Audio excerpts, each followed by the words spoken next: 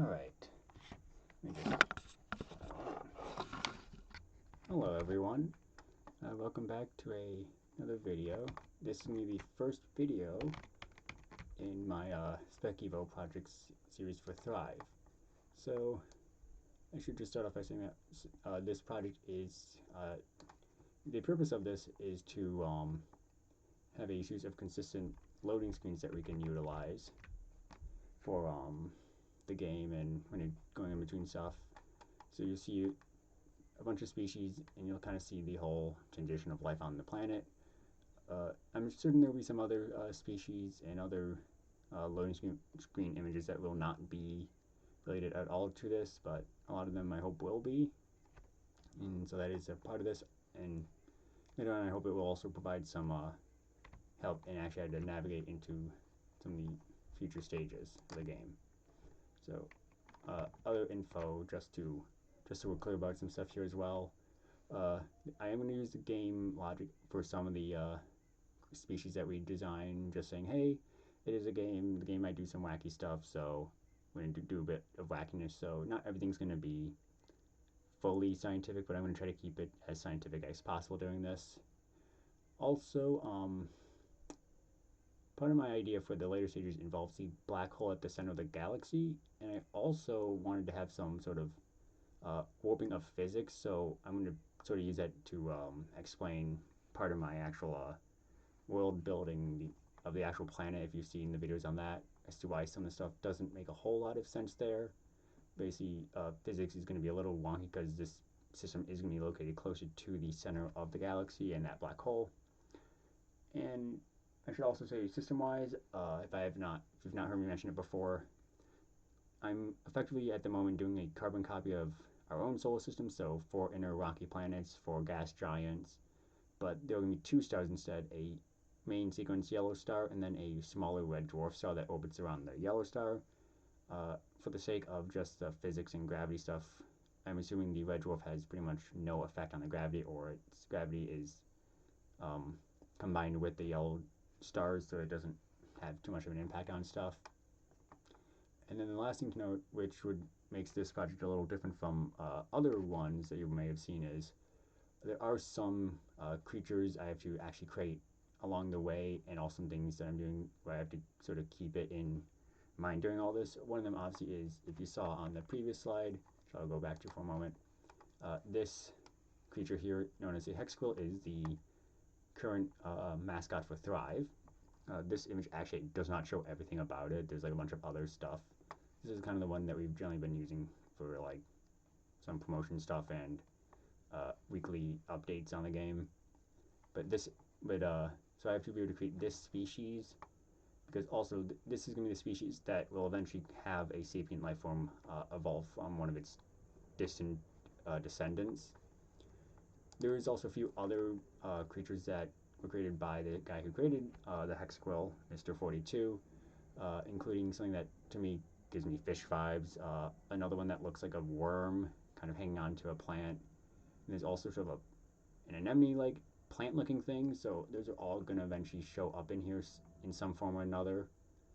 So I just wanted to be clear about all that, just so people understand that there's going to be some difficulties in this. Also, before I go to the next slide, at the moment, since this is just an introduction to this, I only have pictures, as you can now see, of the first initial body plan.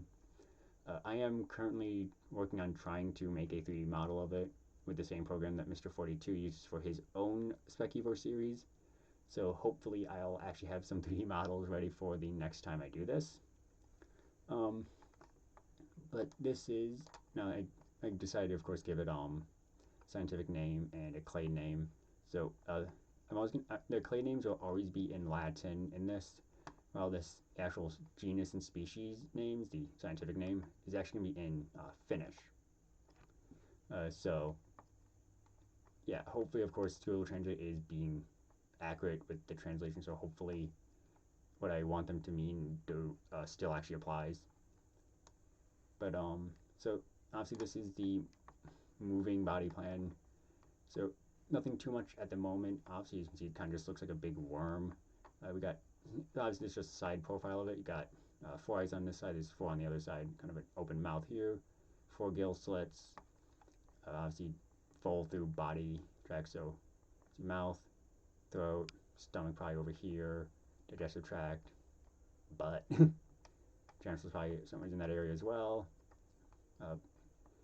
At the moment, it has an open circulatory system, so blood's just flowing all over the place.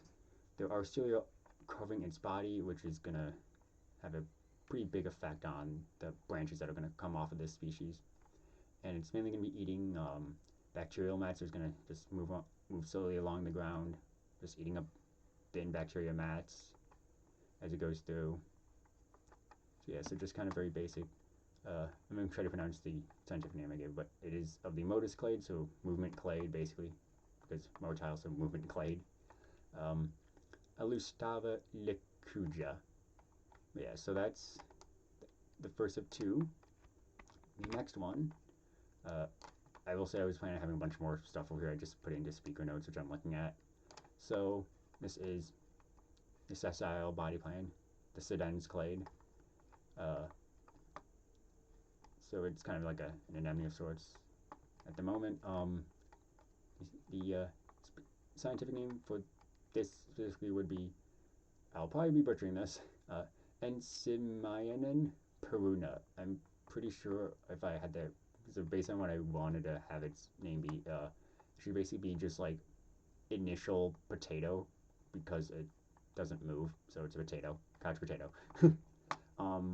Yeah, so and unlike the previous body plan, this one is a filter feeder, of course, so it's not going around on bacterial mats. It is getting bacteria that's floating around in the actual currents. The whole body at this point is also soft, so there's no hard armoring yet.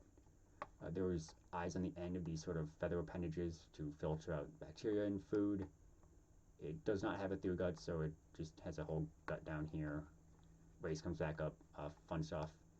I think very much like what Bibliodarian did for his sessile body plan. That's kind of the inspiration with this, plus it's going to work for the later creature, later creature design that Mr. 42 made that I feel like would come from something like this. Think if there's anything else I need to say about this. Yeah, so just sessile, anemone-like. I think that's it there. I think I got the, pretty sure I already mentioned the eyes and soft body.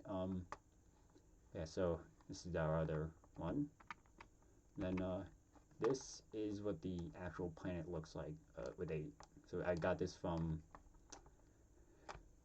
G-Plates, the program I was using to make the whole planet. I get a little creative with this because of just how G-Plates handles continents when they're on certain sides. So these actually were located on different ends of the map. I just copied each side and then put it in the middle so we'd get a nice look at what the continents look like on a rectangular appearance. So obviously this is current appearance of the whole world. You can see mountain building events and former mountain building events that are going down, some island chains. But these species are probably like probably all over the place in the oceans, because, well, there's not a lot of competition at the moment. And then the main way I'm going to be showing the planet most of the time will be with this view. You can kind of just see the way it looks. A lot of open oceans. So of course at this moment, no life on land. And this is at about 451 million years to the present day of the planet. And I mean, I'm going to use sort of Earth's timeline for a lot of this stuff as well, so things aren't too complicated for myself. But yeah, I hope that was a decent introduction to all this. A good look at the planet at its current state and the 2 body plans I'm going to be working with. Once again, hopefully I will have some actual 3D models set up for the next video, where I can maybe show a bit more in a 3-dimensional appearance, maybe have some images, probably also do some of the initial speciation events to form some of the next body plans, get closer to some of the other species I have to actually create. And yeah, so once again, thanks for watching this. I am one of the members of the theory team for Thrive. My Discord name is JuiceLens214 for the Discord group. And if you are interested in Thrive, it is a free to play game, or you can purchase it on Steam if you want to help support the dev team. And yeah, I hope to see you next time in the next video with this. Thanks and have a good day, everyone.